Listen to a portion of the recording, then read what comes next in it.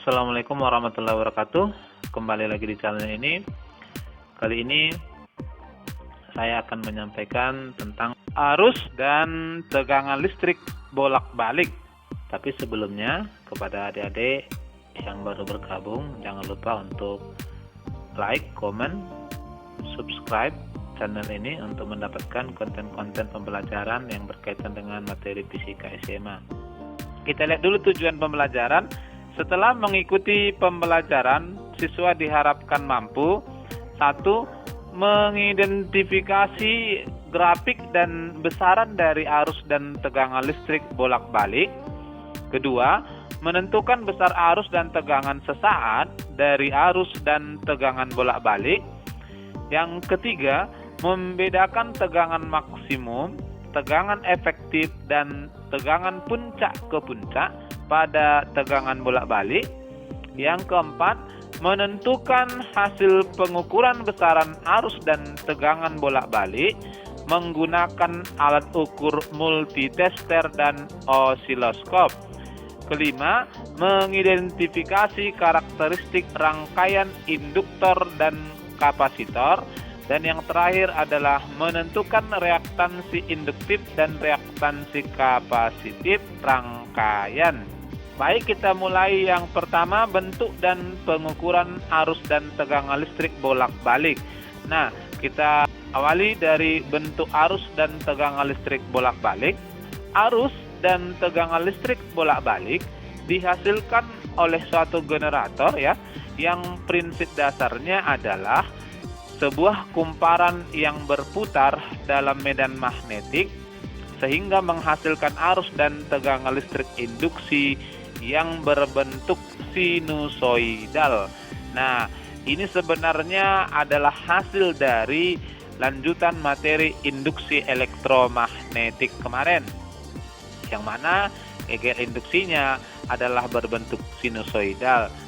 Nah, kalau kita gambarkan grafik yang dihasilkan oleh generator arus bolak-balik, grafiknya seperti ini, sama seperti gelombang. Nih ada amplitudonya, amplitudonya di sini adalah tegangan maksimumnya, baik bertanda positif maupun bertanda negatif. Ring dari lembah sampai ke puncak kita sebut dengan tegangan puncak ke puncak PPP. Nah, di sini grafik menunjukkan bahwa besarnya bergantung waktu Dan kalau sebelumnya kita sudah lihat grafik tegangan, grafik arus bolak-baliknya sama seperti grafik tegangan tadi. Amplitudonya merupakan kuat arus maksimumnya dan besarnya bergantung atau berubah terhadap waktu dengan panjang satu periode kita sebut sebagai satu siklus. Jadi ini akan berulang sepanjang T.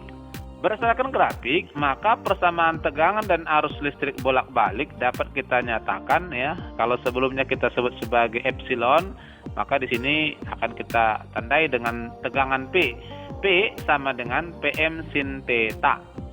Nah, kalau kita uraikan sin theta, maka dapat juga kita tuliskan PM sin omega T. Nah, tentu saja omega ini adalah besaran yang di dalamnya adalah frekuensi. Ini juga bisa kita uraikan menjadi PM sin 2 VFT. Inilah persamaan tegangan dari bolak-balik. Nah, dengan cara yang sama maka arusnya juga seperti itu berdasarkan grafik di atas tadi. Persamaan arus sesaatnya dapat kita tuliskan IM sin theta yang nilainya sama dengan IM sin omega T dan akan sama dengan IM sin 2 VFT.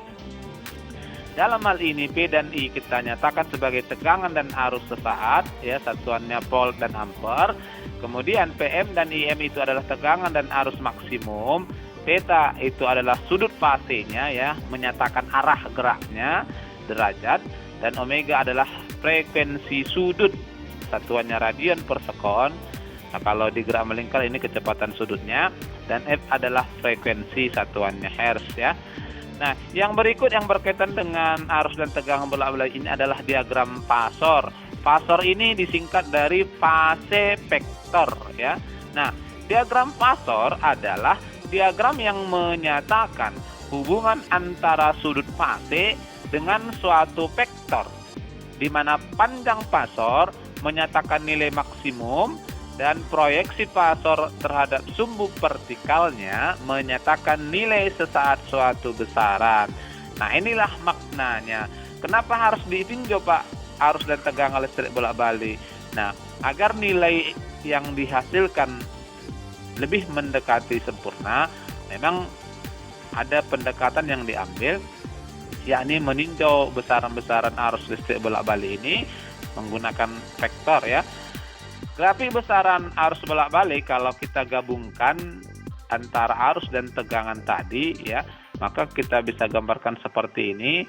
Ini adalah grafik mana fase keduanya sama ya, sama-sama bergerak naik dan sama-sama bergerak turun dengan periode yang sama. Hanya saja di sini bisa kamu lihat bahwa amplitudonya yang menyatakan Pmax dan Imax-nya berbeda ya. Itu karena memang tegangan jauh lebih besar nilainya dibanding arusnya. Nah, ini adalah grafik sinusoidalnya. Kalau kita mau gambarkan diagram fase vektornya, maka digambarkan seperti ini. Nah, di sini bisa kamu lihat fase vektor dari arus dan tegangan terhadap waktu ya. Ini kita sebut sebagai panjang fasornya. Inilah arahnya. Nampak di sini baik tegangan maupun arusnya ya searah atau sefase. Nah, yang berikut yang ada kaitannya juga dengan arus tegangan bolak-balik ini adalah nilai efektif, yaitu nilai rata-rata yang digunakan oleh suatu komponen listrik. Pada dasarnya, untuk arus bolak-balik dan arus searah, nilai efektifnya sama ya, yang merupakan besarnya kalor yang dihasilkan oleh arus listrik ketika melewati resistor dalam waktu yang sama. Jadi dalam hal ini maksudnya konsep utamanya sama. Nah, besar nilai efektif seyogianya ini kita tinjau berdasarkan luas di bawah grafik dan ditentukan menggunakan integral. Namun dalam hari ini ya, Bapak tidak memperpanjang pembahasannya, kita ambil intinya saja bahwa besar nilai efektif untuk arus ya dan tegangan, nanti kita ambil pendekatannya, dapat ditentukan dari nilai arus efektifnya adalah arus maksimumnya dibagi akar 2. Maka hasilnya sama juga dengan setengah akar 2 I maksimum. Dari sini kalau Anda diminta menentukan I maksimum dari I efektifnya, caranya adalah I maksimum sama dengan I efektif akar 2. Dengan cara yang sama, maka untuk tegangannya juga begitu ya. P efektifnya sama dengan P maksimum per akar 2 atau sama dengan setengah akar 2 P maksimum. Dan dari sini kalau kita menentukan P maksimumnya adalah P efektif akar 2. Namun di sini seperti yang Bapak singgung di depan tadi, ada istilah PPP ya, artinya tegangan puncak ke puncak yang besarnya adalah 2 P maksimumnya. Yang ketiga kita akan bahas alat ukur arus dan tegangan listrik bolak-balik. Nah, arus dan tegangan listrik bolak-balik dapat diukur dengan menggunakan amperemeter untuk arus dan voltmeter AC untuk tegangan, atau bisa juga menggunakan multitester atau apometer. Ini sudah kita bahas pada saat mempelajari listrik dinamis dan osiloskop. Nah, kalau mau kita perkuat kembali bagian-bagian dari multitester atau multimeternya, ya kira-kira seperti ini. Nah, apometer ini jadi terdiri dari 3 alat ukur, bisa mengukur amperemeter untuk arus, bisa juga tegangan dan bisa juga untuk hambatan. Nah, di sini bagian-bagiannya disediakan ada papan skala, di sini ada 5 skala ya. Bagian atas itu untuk hambatan, bagian bawah untuk tegangan, lalu di tengah dan bawah itu untuk arus. Jadi ini tergantung besaran mana yang mau kita ukur. Lalu ada jarum penunjuknya, ada skrup pengatur, ya ini untuk mengkalibrasi agar jarum penunjuknya tepat di angka 0. Lalu ada batas ukur atau ringnya, ini pilihan. Di sini dari semua besaran tegangan, arus dan hambatan tadi kita harus sesuaikan menggunakan saklar jangkauan alat ukurnya.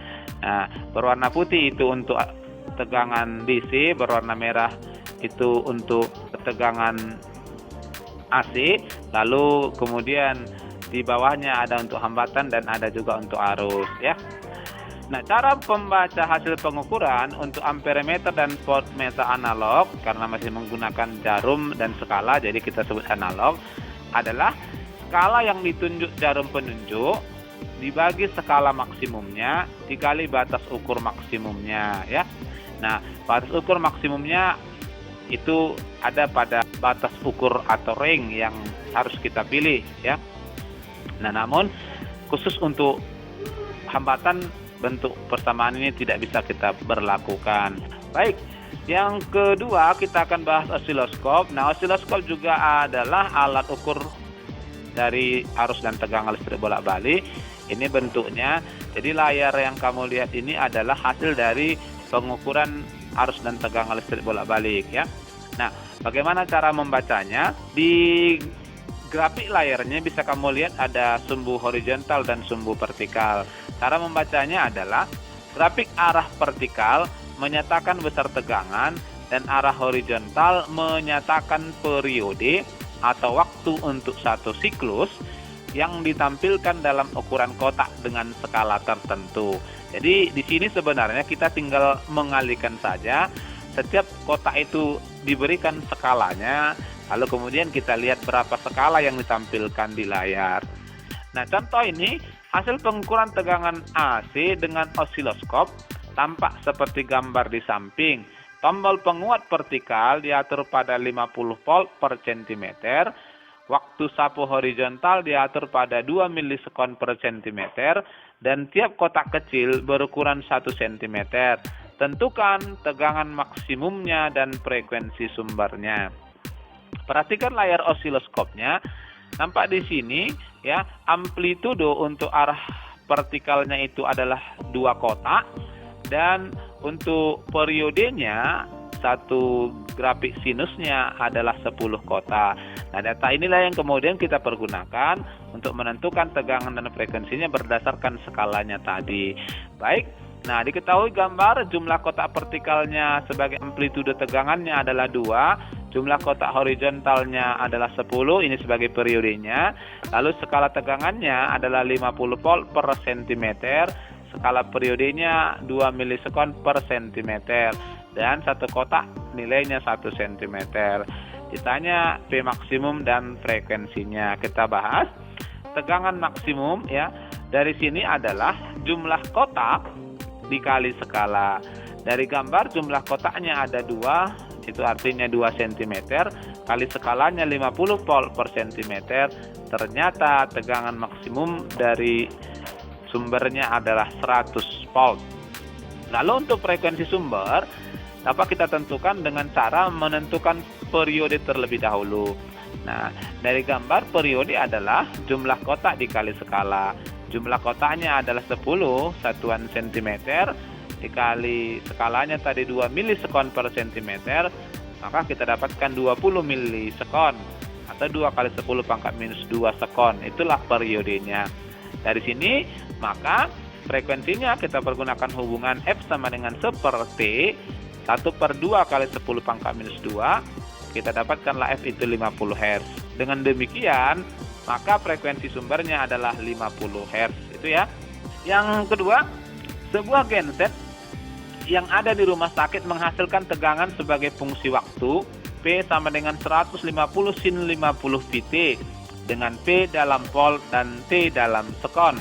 Tentukanlah A tegangan maksimumnya, B tegangan puncak ke puncak, C tegangan efektifnya, D periodenya, dan E tegangan saat T 5 milisekon. Baik.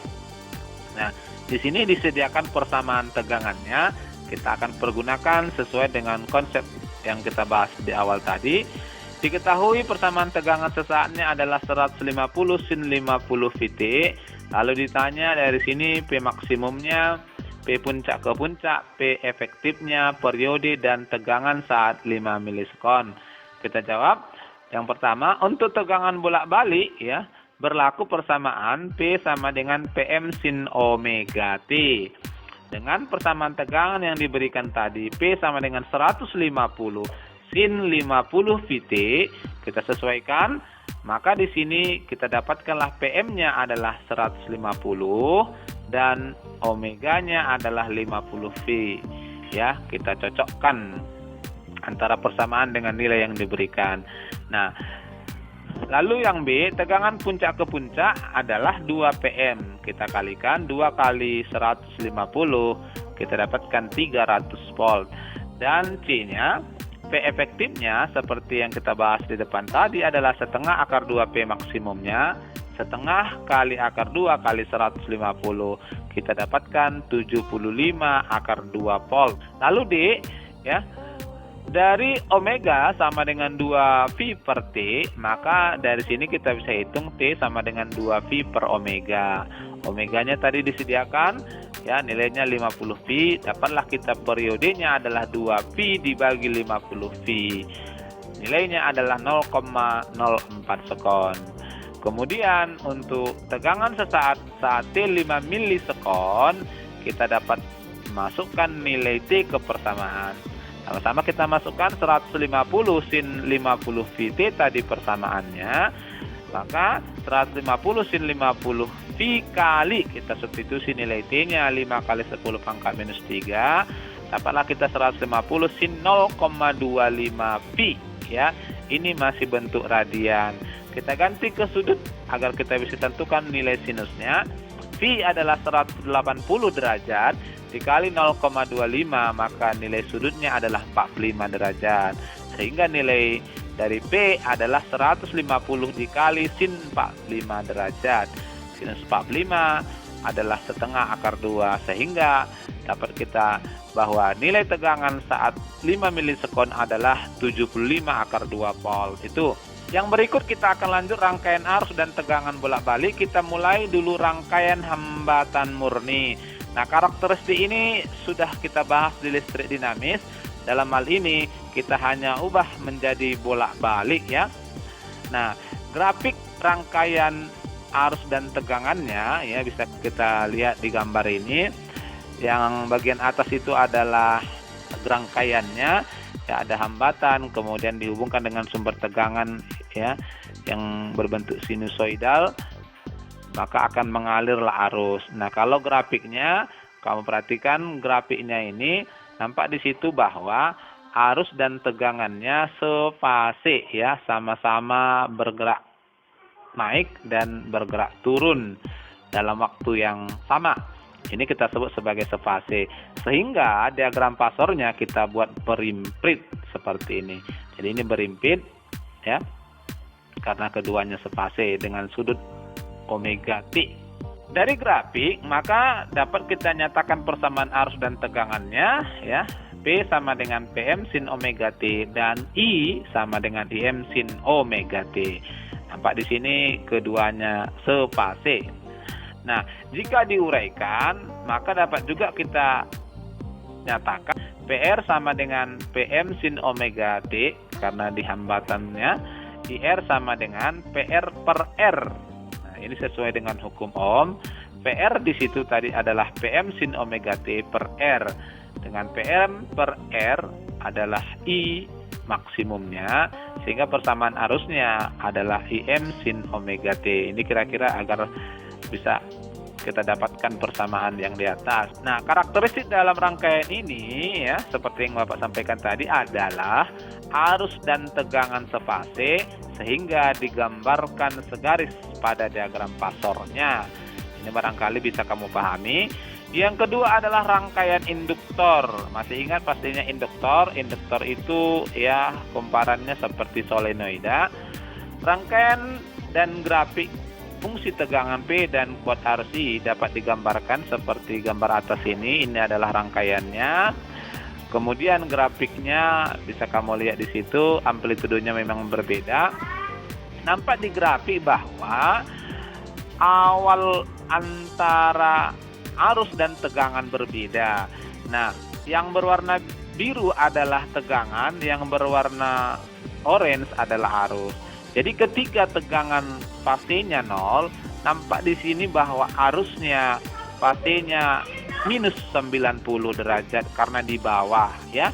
Nah, Oleh karena itu, maka diagram Pasor antara arus dan tegangan pada induktor ini digambarkan seperti gambar 3 ini. Di sini kedua-duanya saling tegak lurus. Baik, kita akan coba kupas satu persatu. Pada rangkaian induktor murni, tegangan pada induktor PL sama dengan tegangan pada sumber P. Oleh karena itu, dapatlah kita tuliskan PL sama dengan P sama dengan PM sin omega T, ya, karena sama dengan sumbernya. Nah, dalam hal ini PL juga dapat kita tentukan dari konsep induktornya adalah L dikali DI L per DT. Nah, sehingga L dikali DI L per DT itu sama dengan PM sin omega T. Dari sini kita akan menentukan persamaan kuat arusnya, ya, karena seperti di rangkaian hambatan tadi ada persamaan tegangan, ada persamaan arus. Nah, dari sini kita akan coba tentukan IL-nya dulu. DIL dari situ maka hasilnya adalah PM per L sin omega T dt. Kita mau menentukan IL-nya, kita integralkan, sehingga kita integralkan DIL sama dengan integral PM per L sin omega T dt. Integral DIL hasilnya IL dan PM per L itu konstanta, sin omega T kita integralkan dulu omega dikali T, hasilnya PM per omega L. Integral sinnya adalah min cos, ya, bertanda negatif, sehingga dapat kita di sini IL sama dengan min PM per omega L cos omega T. Ini barangkali sudah pernah kita bahas mengenai konsep turunan dan integral. Nah, mengingat bahwa cos omega T sama dengan sin 90 derajat kurang omega T, dan ini juga sama dengan min sin omega T kurang 90 derajat. Kenapa ini kita harus konversikan? Agar menyesuaikan kebersamaan tegangannya, ya, karena kedua-duanya harus memiliki persamaan trigonometri yang sama. Nah, konsep ini kita pakai, maka dari sini IL tadi adalah min PM per omega L kali min sin omega T kurang 90 derajat. Nih, atau sama nilainya dengan IM sin omega T kurang 90 derajat. Inilah persamaan kuat arusnya, ya. Perhatikan persamaan antara tegangan di induktor dengan arusnya, nampak ada perbedaannya. Di sini kita bisa lihat bahwa arusnya tertinggal 90 derajat seperti grafik tadi. Nah, jika IM sama dengan PM per omega L sesuai persamaan, ini adalah bagian dari hukum Ohm, ya. Maka kalau begitu omega L itu kita sebut sebagai nilai hambatan. Dalam hal ini kita nyatakan sebagai reaktansi induktif atau XL, dengan XL sama dengan omega dikali L sama dengan 2VFL itu, ya. Maka persamaan arusnya, ya, sesuai hukum Ohm kita dapat juga tuliskan PM per XL atau XL sama dengan PM per IM. Dengan XL tadi adalah reaktansi induktif hambatan yang ada pada rangkaian induktor. Karakteristiknya dari grafik, kemudian diagram Pasor dan persamaan tegangan dan arus, maka dapatlah kita simpulkan sifat untuk rangkaian induktor murni. Tegangan mendahului arus sebesar 90 derajat atau sering juga disebut V per 2, atau arus tertinggal 90 derajat atau V per 2 dari tegangan. Itu. Yang terakhir adalah rangkaian kapasitor, ya. Nah, rangkaian kapasitor dapat kita gambarkan seperti gambar ini. Bagian atas itu adalah rangkaiannya, kemudian gambar kedua yang di tengah itu adalah grafiknya. Warna biru adalah tegangan, warna orange adalah arusnya. Nah, bisa kamu lihat di situ saat tegangannya di fase 0, arusnya sudah di fase 90 derajat di atas, ya. Sehingga kedua-duanya memiliki beda fase 90 derajat. Diagram Pasornya juga seperti gambar yang ketiga. Nampak di sini tegangan dan arusnya berbeda fase 90 derajat, mengapit sudut 90. Nah, dari sini pada rangkaian kapasitor murni, tegangan pada kapasitor PC ya sama dengan tegangan pada sumber, sehingga di sini kita dapat tuliskan PC sama dengan P sama dengan PM sin omega T ya. Ini barangkali bisa kamu pahami karena tidak ada pembagi tegangan pada rangkaian. Komponen elektronikanya hanya berupa kapasitor. Nah, persamaan tegangan pada induktor sudah kita dapatkan. Kita coba menentukan persamaan arusnya dengan cara kita hubungkan bahwa mengingat Q sama dengan C dikali PC ya sama dengan C dikali PM sin omega T. Dengan IC ini sesuai dengan konsep muatan adalah dQ per dt. Nah, kita masukkan Q-nya, maka hasilnya adalah D dikali C PM sin omega T per dt ya. Dari sini kita turunkan, dapatlah kita bahwa persamaan arus sesaatnya adalah omega dikali C PM cos omega T. Turunan omega T adalah omega, turunan sin omega T adalah cos omega T ya. Ini persamaan trigonometrinya, barangkali kalau di kelas 12 sudah dipelajari. Kita akan samakan bentuknya. Mengingat cos omega T juga nilainya sama dengan sin omega T tambah 90, maka persamaan arusnya dapat juga kita buat menjadi omega C kali PM sin omega T tambah 90, atau menjadi IM kali sin omega T tambah 90 derajat ya. Nampak di situ kalau kamu perhatikan omega C dikali PM kita nyatakan sebagai IM. Nah, bandingkan antara persamaan tegangan dan persamaan arusnya sudah memiliki pola yang sama. IM tadi adalah omega dikali C dikali PM. Nah, ini juga berkaitan dengan hukum Ohm. Oleh karena itu, maka dapat kita simpulkan bahwa 1 per omega C agar sesuai dengan hukum Ohm bahwa I sama dengan P per R. Dalam hal ini R-nya adalah 1 per omega C, begitu ya. 1 per omega C adalah nilai hambatan di rangkaian ini. Kita sebut sebagai reaktansi kapasitif ya, yang kita simbolkan dengan XC. Dengan XC sama dengan 1 per omega C ya, atau 1 per 2 VFC. Nah, inilah nilai hambatannya. Maka sesuai dengan hukum Ohm, IM sama dengan PM per XC. Atau kalau kita mau menentukan XC-nya, XC sama dengan PM per IM. Dengan XC tadi adalah reaktansi kapasitif ya, satuannya Ohm.